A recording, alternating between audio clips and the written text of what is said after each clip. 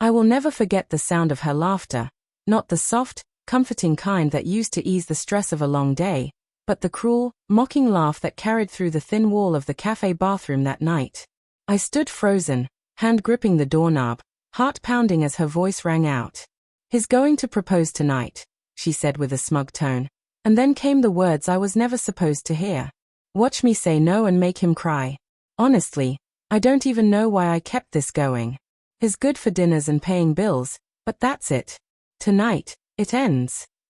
Her friends erupted into giggles, one of them even snorting, and in that instant, my entire world, the plans, the future, the love I thought was real, shattered into pieces at my feet. The ring in my pocket suddenly felt unbearably heavy. I had been carrying that velvet box for weeks, waiting for the perfect night. This was supposed to be it. The string lights, the quiet corner of her favorite restaurant, the dessert plate that would read, "Will you marry me?" in chocolate. But now the thought of it made me sick. I leaned against the wall, forcing my breathing to slow, fighting back the tears stinging my eyes. She wouldn't get the satisfaction of seeing me broken. If she wanted drama, a scene to brag about later, I'd give her a finale she'd never forget. When I finally stepped out of the bathroom, I forced a smile that never reached my eyes. She looked up at me, radiant in her red dress, completely unaware that I had heard everything. "You okay? You were gone a while," she asked sweetly. "Yeah," I lied, sliding back into my seat. "Just washed up." I studied her across the candlelit table. This woman I had almost begged to be my forever. Suddenly she felt like a stranger. Every laugh, every glance, every small gesture seemed like part of a role she was playing, waiting for the curtain to fall. The waiter arrived with the dessert tray, the moment I had been planning for weeks. My stomach twisted, but my decision was clear. I reached into my jacket, pulled out the ring box, and set it on the table without a word. Her eyes widened, surprise flickering across her face, cracking her perfect composure. I didn't kneel, didn't speak. I simply pushed the box toward her. "Go ahead," I said softly. She hesitated before opening it. The diamond sparkled under the candlelight, cruelly beautiful. I saw the emotions flash across her face, shock, confusion, then something colder, fear, as she realized I wasn't following the script she had written for me. "Will you?" I started, then stopped, letting the silence grow heavy. I leaned back in my chair and smiled. "Actually, never mind." And then I stood. I tossed a few bills onto the table. "Keep the ring," I said quietly. "You'll need it more than I do." Her mouth opened, but nothing came out. By the time she found her voice, I was already walking away, leaving her behind with nothing but a glittering reminder of the future she had mocked. That night, my phone lit up over and over, 30 calls, then 50. Message after message. "What was that? We need to talk." "I didn't mean it that way. Please don't do this." I didn't answer. Not once. The next morning, there was a knock at my door. She stood there, mascara smudged, hair disheveled.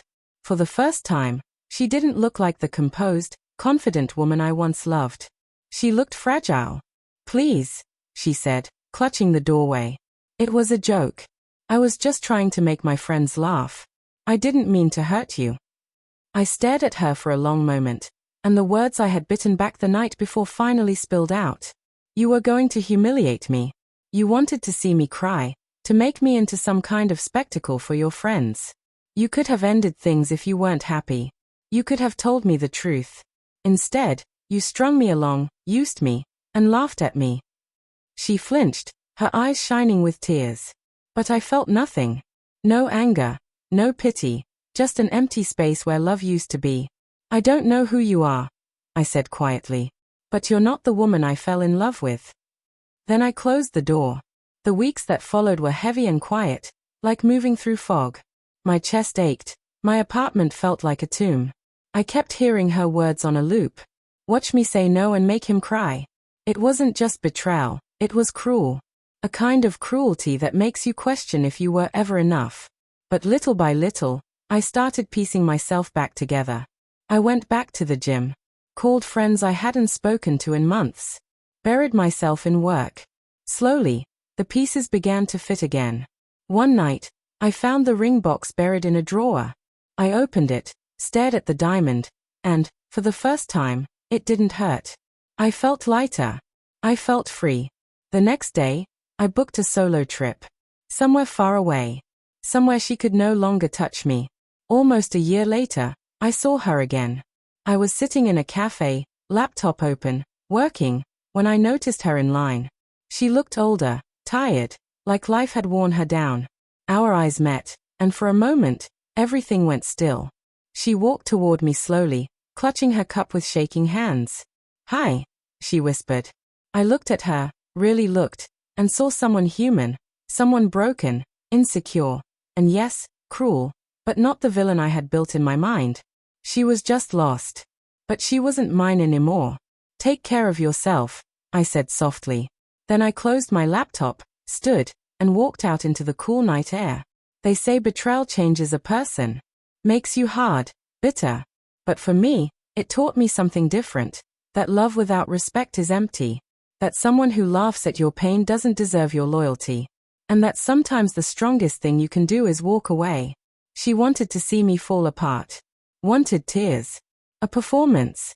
But what she got was my silence, my strength, my quiet rise from the ashes. And that was the ending she never saw coming.